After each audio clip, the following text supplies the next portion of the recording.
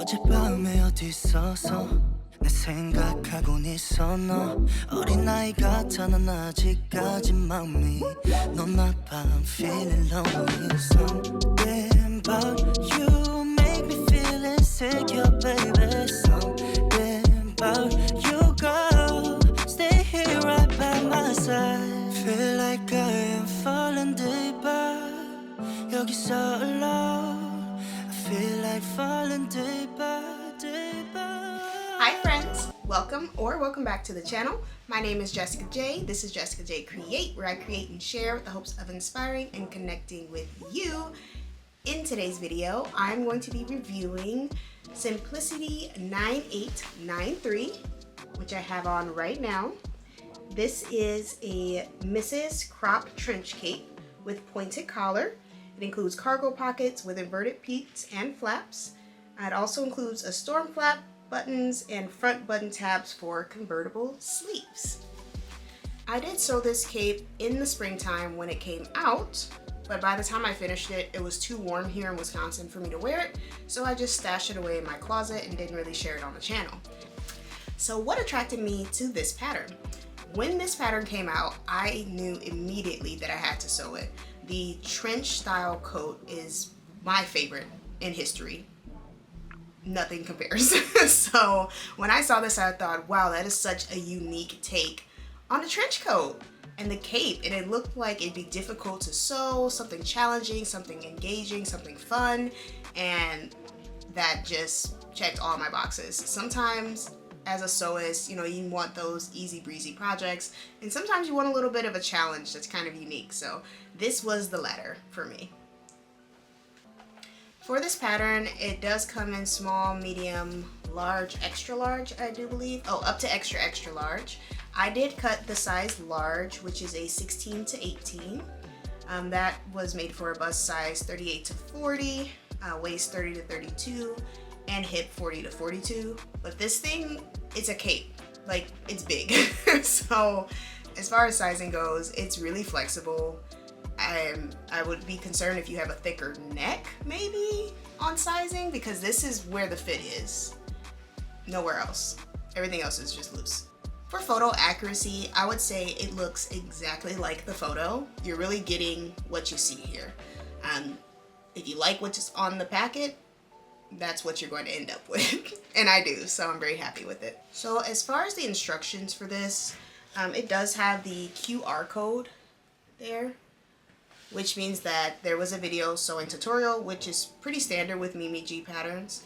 So I did follow that because written instructions and all the complexities of this particular piece and uniqueness, I didn't want to mess anything up. I would say the video was very informative, very easy to follow, nothing, no comments on that part. Only thing that was a little bit weird for me is that by the time I got to my collar, it was way big, like 2 inches too big. I don't know if my fabric stretched or I just cut it weird. I'm not sure, but I did have to go back and recut a new collar piece, this piece here, so that it'd be 2 inches smaller. So something to keep in mind. I wouldn't say make that alteration right at the beginning of cutting the pattern, because I'm not sure if it was a me problem or a pattern problem. But if you do run into that while you're sewing this, maybe let me know, and then I can say it's a pattern problem and not just me. For the fabric recommendations for this pattern, they recommend broadcloth, cotton blends, denim, lightweight wool types, linen blends, gabardine, stretch wovens, tweed, and twill. I would say my fabric falls more into the tweed category, though I'm not 100% sure what this is. It was thrifted, but I like to call it my vanilla wafer fabric because it reminds me of a vanilla wafer, and that is sweet and cute. But I would say with your fabric, because of how many layers this cape involves, I recommend using something lightweight, like lighter weight denim, lighter weight tweed. I thought this would be light enough, and my machine still had difficulty, especially with the cargo style pockets. There's a little point at the top that was just really difficult for my machine to get through and like sew down. So I think I had to do that part by hand. yeah, there's some thick points on this cape. So try to pick a fabric and a lining that's just really light. Obviously that also helps too because it's a cape, so that makes it more flowy and comfortable to wear. Now that would be my recommendation when it comes to fabric. For notions, this really only calls for 13 3/4 inch buttons. Now you're probably thinking like, that is a lot of buttons. Why does it have so many buttons? Well, the little side pieces here actually unbutton, so you can wear this open. I did install all of those buttons, and I probably will never use that feature of the design just because I don't know, it didn't add that much to the style for me, but I wanted the challenge of doing it, even if I'll never use it. Maybe I will, but I have not yet, and I've worn it a few times, so we'll see. One thing for me is I chose pretty decorative buttons for the visible buttons on the pattern that aren't on the, I don't know if we would call this a sleeve, but aren't on these side sleeves, I'll say. For those, I used a very flat button, whereas the ones I use decoratively are shank buttons.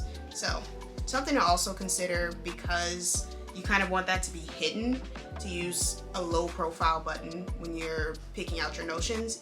And you don't really have to worry too much about them matching because they're not super visible. So if you pick something that coordinates well with your fabric, I think that it'll look better with a lower profile. Unless you do lower profile all the way through, but I really wanted an accent button on mine. So as far as alterations go for this particular pattern, the only alteration I made was lining the flap on the front. It did not call for lining, but I thought it would look much nicer if it was lined, so I just lined it. And I could have added, well no, that did add to some of my bulk, but I would say still use a lightweight fabric, but especially if you want to line the flap. As far as the cutting goes for this particular pattern, I would just say make sure you're paying attention to what is called for with your pattern pieces. Because this is an asymmetrical design, you know, some pieces you only cut once, so just pay attention to the actual cutting instructions. If you're one of the girlies that just jumps right in and doesn't, you know, just starts cutting, I would definitely say with this particular pattern, take your time and follow the cutting layouts because it'll just make things easier for you. As far as notes on sewing, I would definitely just reinforce that you want to make sure you use a lightweight fabric. You know, it may be difficult for your sewing machine to go through some of these different layers, so be ready to do a little hand sewing if you might need to. I would say just a little bit, and take your time. Have fun. I had fun, so, you know, have fun. As far as notes on sewing goes, this was a very fun project to sew. It is a bit time consuming, so keep that in mind. And then also, again, keep in mind that you're going to need a lightweight fabric because it can get thick in spaces. So really take your time, have fun with it, pay attention to those instructions and what they're actually asking you to do, and it'll come out great. In conclusion, I'm really happy with this pattern. I had so much fun sewing it. It's definitely one where I wear out and people are like, they kind of give you a little like, that's different. I don't really know what to compliment you on, but I like what's happening. And so, you know, I've gotten a lot of, I like that cape thing you have on. And I'm like, oh, thank you. You know, I made it. And that's fun. Yeah, this is just such a fun and unique pattern and a really fun take on a trench coat. So I highly recommend it. It is one that's more challenging. I'm not sure what the rating is, but I rate it, you know, average, advanced average, somewhere in there. But I feel like if you take your time, you can really figure it out.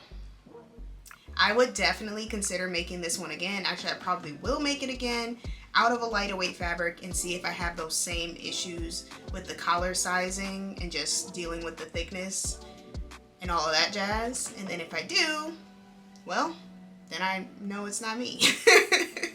But I also think this would be really pretty in a pink, or like, okay, bear with me. You do like some type of pink, and then for the lining, like a pretty floral fabric, because you can see the lining on this. So like just those little pops of whimsy. I think that'd be cute. But that just becomes another entry in my long list of things that I'd like to sew that just is never ending. So we'll see if we ever get to making it again. It might be in a few years when I'm ready to tackle it. But right now I am enjoying wearing it in the fall, even though it's a spring pattern, because of the weight of the material. Well, that's it, friends, for my pattern review of Simplicity 9893 Mimi G pattern. If you liked this video, if it was informative, if it was helpful, please do give me a thumbs up. Subscribe if you have not. I am a sewing content creator, so I do a lot of sewing stuff. I don't know. I take you along with my journey, you know, try to make some friends here on this digital space and just have a good time. Comment down below if you would try this pattern, or if you have tried this pattern, what you think of my take on it. You know, let's start a conversation in the comments. Let's have fun. And on that weird note, I'm gonna head out because I'm actually, I need to go to work. So I love you. Thank you for watching, and bye. Feel like I am falling deeper. 여기서 alone. I feel like falling deeper, deeper.